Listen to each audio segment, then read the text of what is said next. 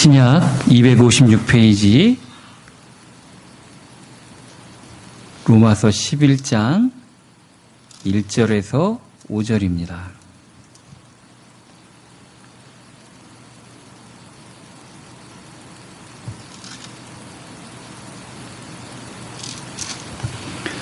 저 한 절 여러분들 한 절 교독하시겠습니다. 그러므로 내가 말하노니 하나님이 자기 백성을 버리셨느냐? 그럴 수 없느니라. 나도 이스라엘이니요 아브라함의 씨에서 난 자요 베냐민 지파라. 하나님이 위하신 자기 백성을 버리지 아니하셨나니 너희가 성경이 엘리야를 경험한 것을 알지 못하느냐? 그가 이스라엘을 하나님께 고발하되 주여 그들이 주의 선지자들을 죽였으며 주의 제단들을 헐어버렸고 나만 남았는데 내 목숨도 찼나이다 하니 그에게 하신 대답이 무엇이냐? 내가 나를 위하여 바르게 무릎을 꿇지 아니하면 사람 성경을 발견한 것보다 하셨으니 그런즉 이와 같이 지금도 은혜로 택하심을 따라 남은 자가 있느니라. 아멘. 우리는 나 자신을 빼놓고 항상 얘기하는 경우가 많습니다. 아, 세상이 험해요. 세상이 너무 이상해요. 그럴 때는 자기도 이 세상에 속한 사람이라고 생각을 안 하고 자기는 멀쩡하고 세상만 이상해진 것 같이. 그 세상에 속해서 그 세상이 혼탁하고 어려운데 자기도 일조하고 있다는 것은 빼버립니다. 나를 제외한 다른 사람들이 험하고 그렇다. 자, 사도 바울이 이 로마서를 쓰면서 얘기한 이 시대가 굉장히 힘든 시대였습니다. 자기 동족인 유대인들은 메시아를 붙잡아다가 죽였습니다. 그리고 로마가 그 어마어마한 국력을 이용해서 다른 나라를 침공하고 쳐들어가서 속국으로 만들고 재물을 빼앗아가고 사람들은 노예로 잡아가고 그리고 또 더더군다나 우상을 갖다가 자기들이 정복한 곳곳에 다 우상을 퍼뜨리고 또 사람인 황제가 신으로 추앙을 받게 하고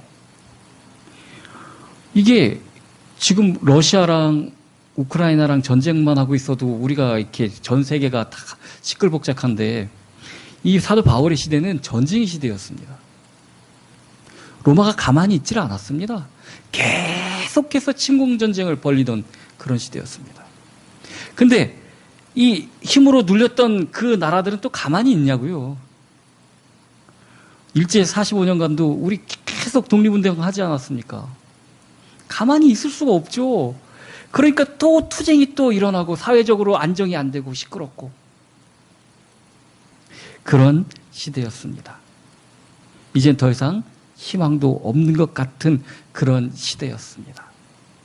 그런데 사도 바울은 그 시대를 보는 것이 아니라 그 시대를 운영하고 섭리하시는 하나님을 보자는 거였습니다. 그러면서 우리 지금 이 시대보다 어떻게 보면 더 힘들고 어려웠던 시대인 열왕기상 18장에 나오는 그 엘리야의 시대를 한번 보자는 겁니다. 엘리야의 시대 때 북왕국 이스라엘은 전무후무한 악한 왕이 그 나라를 다스리고 있었습니다. 그의 이름은 아합 왕이었습니다. 근데 이 남자보다 더 악한 부인을 맞아들였습니다. 이 여자는 정말 악하기가 오히려 아합 왕이 순진할 정도로 그렇게 악한 사람이었습니다. 이세벨입니다. 이 시대 때 하나님이 그 백성들을 깨닫게 하기 위해서 가뭄을 사람들 먹는 거 끊어지면 제일 힘들어하잖아요. 그죠? 제재 가하고 뭐 그러는 것보다 식량 떨어진 거를 갖다가 더 힘들어하는 것처럼 농사 짓는 시대에 비가 안 오면은 이건 어떻게 할 게 없는 겁니다. 그래서 제발 좀 너희들이 헛된 신 붙잡고서 그게 축복 줄 거라고 그렇지 않다. 세상은 창조주 하나님이 주관하는 거다. 깨닫게 하기 위해서 먹을 것을 끊어버리셨네요. 3년 동안 가뭄이 있게 되었습니다. 자, 그리고 이게 하나님이 하나님이 하시면은 금방 해결될 거라는 것을 보여주게 하기 위해서 다시 또 내려오게 엘리야가 아방 앞에 서서 누가 하나님인지 한번 대결을 해보자. 그래서 단을 쌓고 한쪽은 바알과 아세라 선지자 850명, 한쪽은 엘리야 선지자 혼자. 니들 먼저 해봐라. 그래서 이 제단에 제물이 올려져 있고 거기에 불이 하늘에서 떨어지면은, 하늘에서 불이 붙게 만들면 그게 참 신이 아니냐. 그렇게 대결을 하게 됐습니다. 바알과 아세라 선지자 850명이 처음에는 부드럽게 시작했겠죠. 근데 불이 안 떨어지니까 막 난리 치고 막 자기 몸을 갖다가 자해까지 해가면서, 그래도 끄떡도 없이 하늘에는 해만 쨍쨍했습니다. 아, 너희 신이 지금 잠깐 어디 가셨나 보다. 아니, 좀 주무시나 본데 한번 신나게 깨워봐. 그렇게 막 엘리야 선지자가 옆에서 놀리기까지 했죠. 그래도 그 불이 떨어지는 일은 일어나지 않았습니다. 자, 엘리야 선지자 차례입니다. 너희는 그 제단 둘레에 도랑을 팔아. 그 판 거기에다가 물을 가득 채워놔라. 내가 능력이 있어서 그런 게 아닙니다. 하나님의 능력을 알기 때문에 그런 겁니다. 하나님 앞에 간절히 기도할 때 하늘에서 불이 내려왔죠.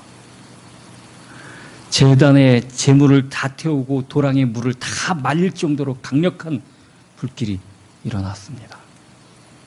그리고 거짓 선지자 850명을 시냇가로 가서 다 죽였습니다.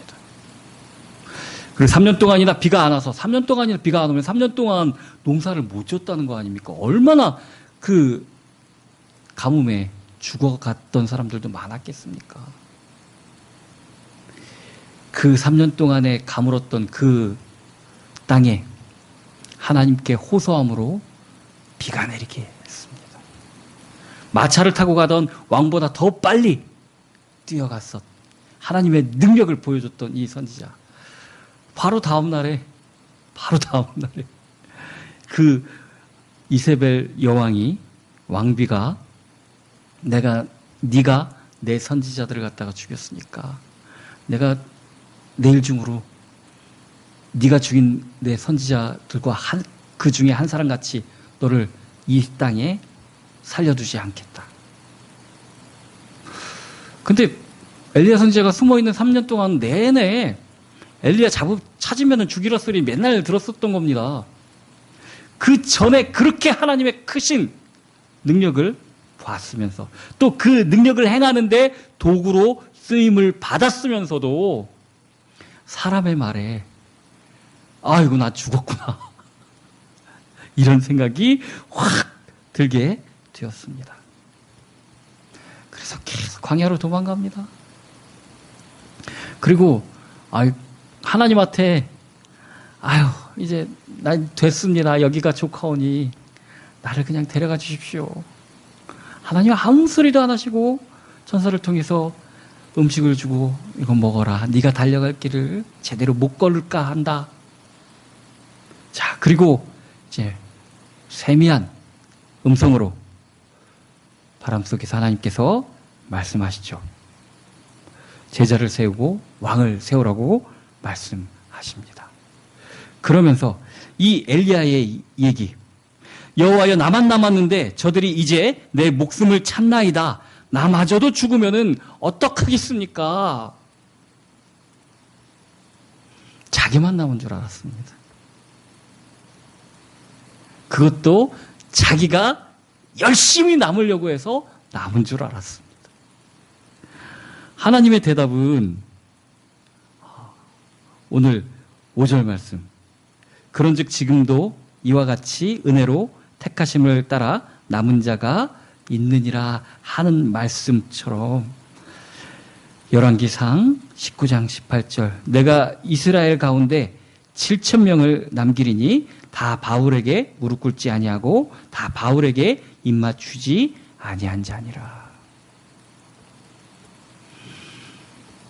하나님 걱정하는 거는 연예인 걱정하는 것보다 더 어리석은 일입니다. 그죠? 그리고 나 없으면은 하나님의 나라가 세워지지 않을 거라고 착각하는 것도 정말 어리석은 일입니다. 나를 써주시는 게 감사한 거죠. 나를 남겨주시는 게 감사한 거죠. 우리가 암울한 이 세대 가운데 왜 힘 빠지고 왜 낭망합니까? 나만 남았다고 생각하기 때문에 그렇습니다. 내가 하는 거라고 생각해서 그렇습니다. 그런데 사도 바울의 얘기처럼 이것이 다 은혜로 된 것이라는 거, 이것을 절대 잊어버리지 마시기 바랍니다. 내가 기도 많이 해서, 내가 훌륭한 자질을 갖고 있는 사람이라서, 내가 똑똑해서, 혹 내가 하나님의 말씀을 많이 봐서, 혹 내가 헌금을 많이 해서, 헌신을 많이 해서, 절대 아닙니다. 엘리야같이 쓰임받았던 사람도, 바울같이 쓰임받았던 사람도 그 자신의 자질이 아니라 은혜라고 얘기하고 있는 겁니다. 그렇기 때문에 우리가 이 시대 가운데서 힘 빠질 이유가 하나도 없습니다. 농사 짓는 사람은 아무리 배가 고파도 이 시드머니, 이 씨앗을 그걸 먹지를 않습니다. 농사 지어야죠. 그렇죠? 하나님이 우리를 남겨두신 이유는 단 한 가지입니다. 열매 맺게 하기 위해서입니다. 우리를 통해서 열매 맺게 하기 위해서입니다. 세상에 아무리 힘들고 어렵고 막 그렇다 할지라도, 정말 감당할 수 없는 시대라 할지라도 복음을 가진 우리가 있다면 이 시대에는 소망이 있는 겁니다. 우리가 복음을 알고 있기 때문에, 우리가 복음을 가지고 있기 때문에, 예수 그리스도가 우리와 함께 계시기 때문에 이 시대는 소망이 있는 시대라는 겁니다. 영적으로 엘리야의 시대와 비슷한 시대, 또 사도 바울의 시대와 같은 비슷한, 정말 지금 막 힘들고 막 그런다고 한다 할지라도 어떻게 보면은 엘리야의 시대 생각해 보면은, 또 어떻게 보면은 이 사도 바울이 겪었던 시대를 생각하면은 지금 정말 평안한 시대입니다. 이렇게 예수 믿기 좋은 시대도 없다고 싶을 만큼 그런 시대입니다. 그런데 우리는 소망을 보지 않고 이세벨의 목소리에, 세상의 목소리에 더 예민하고 그 목소리에 더 떨고, 이렇게 사는 게 너무 미련한 거 아니야? 저들 저렇게 투자하고 막 그러는데 거기에 끼어들어야 되는 거 아니야? 내가 너무 순진하게 교회만 다닌 거 아니야? 이런 어리석은 소리에 기울이지 말라는 얘기입니다. 정말 세상을 운영하시는 분은 경제학자도 아니고 대통령들도 아니고 하나님이십니다. 그것을 바라보라는 얘기입니다. 그래서 우리는 절망하지 않을 수 있고 낙심하지 않을 수 있습니다. 왜 할 수 없는데 그런 말을 하셨을까요? 왜 데살로니가전서 5장 16절 많이 외우죠. 항상 기뻐하라, 쉬지 말고 기도하라, 범사에 감사하라. 이거 도대체 될 수 없는 일인데 왜 이걸 하라고 하시는가? 하나님을 바라보고 하나님의 소망을 바라보면 이게 가능하다는 얘기입니다.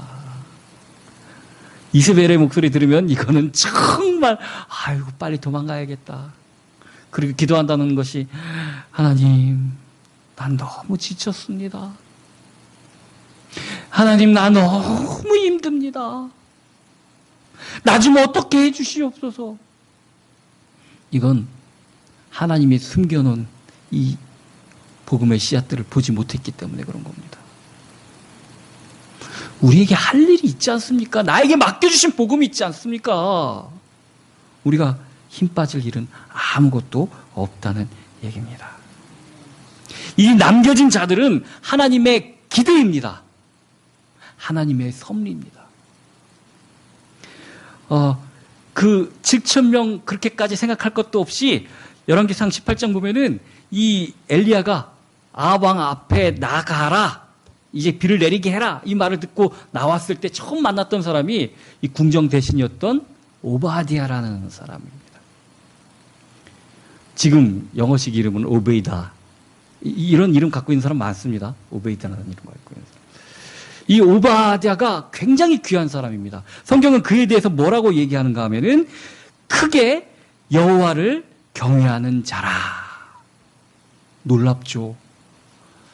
그 엘리야를 만나러 가는 길에도 왜 만나러 가냐면은 아합 왕이 이 오바디아를 굉장히 신임했던 그런 신하였기 때문에 그렇습니다. 그 불법이 판치고 우상을 그렇게 섬기는 그 궁정 가운데서 지극히 하나님을 섬기는 그런 사람이 있었다는 얘기입니다. 그래서 자기 걸리면은 목숨이 어떻게 될지도 모르는데 이세벨 선지자가 하나님의 선지자들을 잡아 죽일 때 이 오바디아는 굴을 파고 선지자들을 100명을 50명씩 숨겨놓고 날마다 100인분씩 먹였던 사람입니다. 그런 이 오바디아, 우리는 엘리야한테 주목하기가 쉽습니다. 그 하늘에서 불 떨어지고 막 850명 죽이고 비 내리게 하고 막 이런 거에 집중하기 쉬운데 그 3년 동안 가뭄의 기간 동안에 하나님은 이 엘리야를 그냥 숨어있게 그냥 내버려 두셨습니다. 그래서 그 3년 동안 엘리야는 다른 사람을 살린 거는 이 사르밧 과부밖에 없었습니다. 가문의 가족밖에. 근데 그 힘든 기간 동안에 오바디아는 선지자 100명을 살려냅니다. 그죠? 이게 사람이 하는 일이 아니라 하나님이 하시는 거라서 그렇습니다. 하나님을 바라보는 사람이 하나님의 일을 올바르게 할 수 있는 것입니다. 유명하고 대단한 사람들이 세상을 이끌어가는 것 같지만 세상은 주의 택한 자들을 통해서 기도하는 자들을 통해서 하나님이 그 뜻을 이루어 나가신다는 얘기입니다. 그런즉 5절입니다. 지금도 은혜로 택하심을 따라 남은 자가 있느니라. 엘리야의 시대에서 몇천 년 지난 지금도처럼, 사도 바울의 시대처럼, 사도 바울의 시대에서부터 몇천 년 지난 지금도 은혜를 따라 우리가 남은 자가 되었다는 얘기입니다. 이 세대를 건지기 위해서 우리를 남겨놓으셨다는 얘기입니다. 설교 초반에 제가 말씀드렸습니다. 시대가 힘들어 막 그러면서 시대가 너무 어지러워, 이 세상이 너무 이상해, 꼭 지는 쏙 빼고, 그죠? 나는 상관없는 사람인 거 마냥. 그 시대를 건지기 위해서 우리를 남겨놓으신 겁니다. 그 일을 우리가 해야 되는데 우리가 불평만 하고 있다니까요. 세상이 왜 이래? 그래가면서 왜 이런 세상을 건지기 위해서, 고치기 위해서 우리를 남겨놓으셨다는 얘기입니다. 자, 우리가 잘나고 내가 심지가 굳어서 하나님이 우리를 택하신 것이 아니라 6절 말씀처럼 만일 은혜로 된 것이면 행위로 말미암지 않음이니 그렇지 않으면 은혜가 은혜되지 못하느니라. 은혜라는 것은 내 행위하고 상관이 없다는 얘기입니다. 내 능력하고 아무런 상관이 없다는 얘기입니다. 정말 감사하죠. 진짜 은혜 아니면 어떻게 우리가 남겨진 자가 됐겠습니까? 근데 지가 한 것처럼 힘 빠져 있네요. 엘리야가 딱 그 꼴이었던 겁니다. 자기가 한 것처럼 힘 빠져 있었다는 겁니다. 내가 한 거야, 내가 한 거야. 성경은 하나님이 하심을 보여주는 책입니다. 인간이 한 것을 보여주는 것이 아닙니다.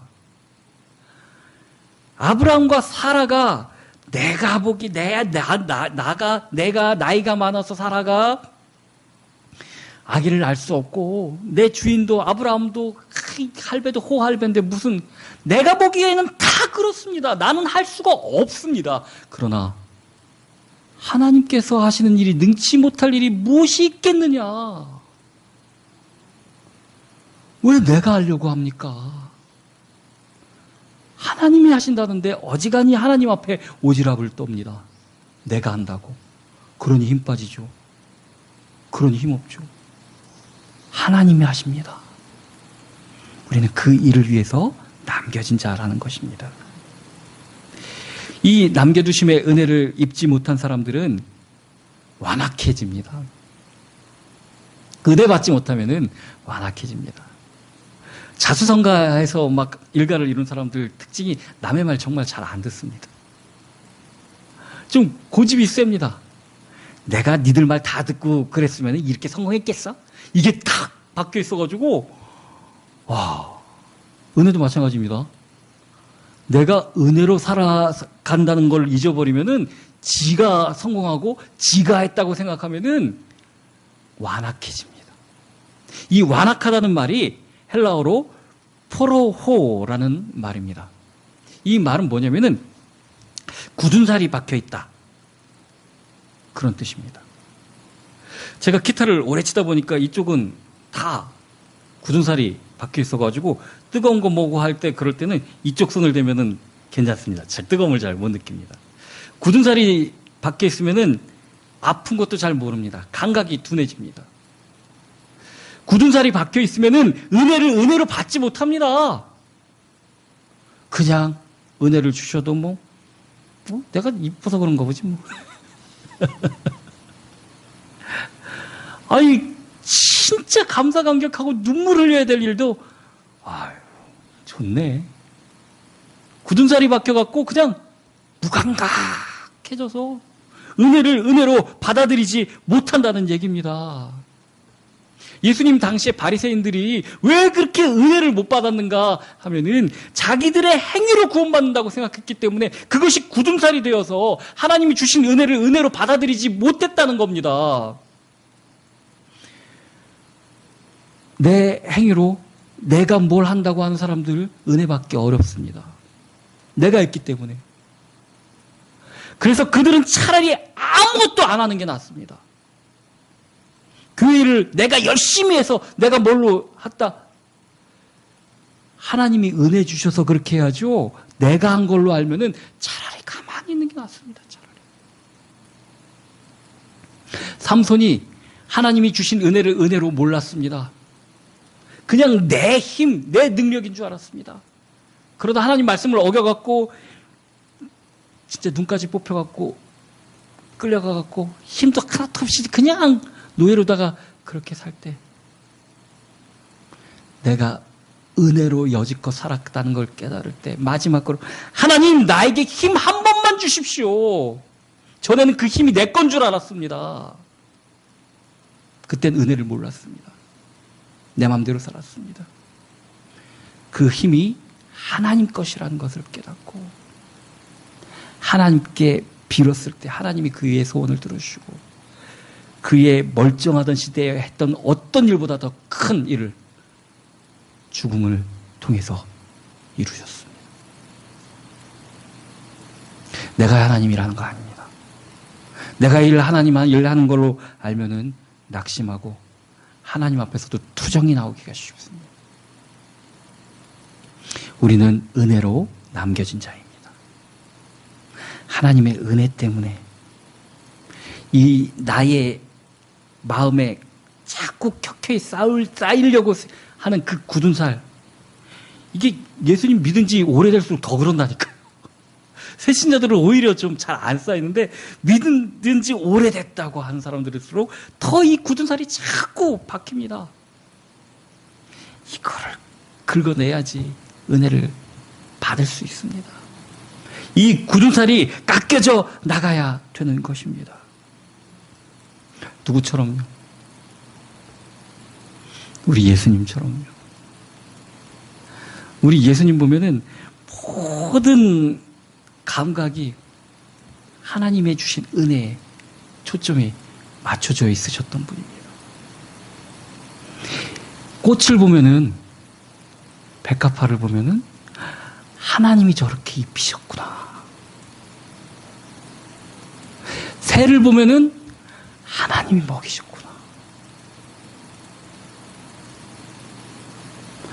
이렇게 은혜를 날마다 누리면서 사셨던 우리 예수님은 그러셔도 되는데 이 굳은 살이, 행위 굳은 살이 아무것도 없으셨던 분입니다. 우리는 주님을 따라가야 되는 것입니다.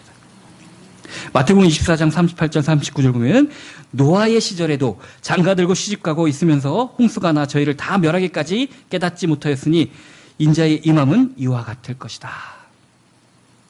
삶에 무감각해지면 안 됩니다. 장가가고 시집가지 말라는 얘기 아닙니다. 사회활동하지 말라는 얘기가 아닙니다. 그런 건데 그것 때문에 하나님의 은혜를 놓치면 안 된다는 얘기입니다. 아베 총리가 그날 유세하다가 연설하다가 죽기 전까지 아침에 일어나서 죽을 거 알았겠습니까? 씻고 옷 뭐 입고 해야 될지 다 그럼 오늘 해야 될 거 또 이제 선거가 얼마 안 남았으니까 그 스케줄 다 정리하고 그러면서 나왔는데 노아의 시대에 이 홍수가 나서 죽기까지 시집가고 장가가고 사업하고 다 했는데 그 시대가 그렇게 끝날 줄 누가 알았겠습니까? 시대나 개인이나 마찬가지입니다. 우리가 완악해지면 하나님의 뜻을 알 수가 없습니다. 하나님의 계획을 바라보지 못하게 됩니다. 자꾸 투정만 부리게 됩니다. 이 굳은 살이 벗겨져야 되는 것입니다. 우리를 마지막 때에 남겨두신 그 은혜를 생각하시기 바랍니다. 그렇다고 조바심 가질 필요는 없습니다. 하나님의 계획만 바라보고 있으면 되는 것입니다.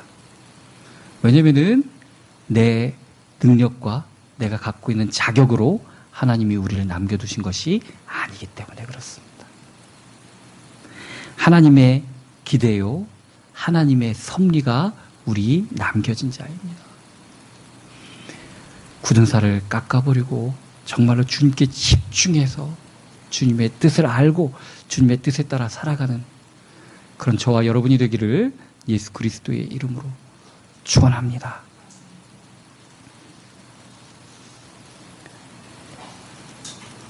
사랑의 하나님